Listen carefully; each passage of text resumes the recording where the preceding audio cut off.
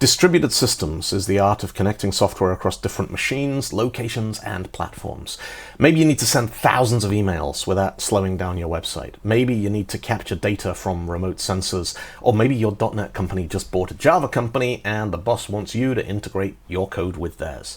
.NET is a great platform for solving these kinds of problems. It supports dozens of different ways to connect distributed services, but if you're just getting started, those options can be a bit overwhelming.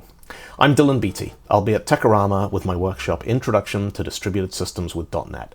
It's a hands-on, interactive workshop covering HTTP APIs, message queues, gRPC, SignalR. You'll see them in action, you'll find out how they work, you'll learn when and why you'd use them, and you'll go away with running code on your laptop that you can refer back to when it's time to do it for real.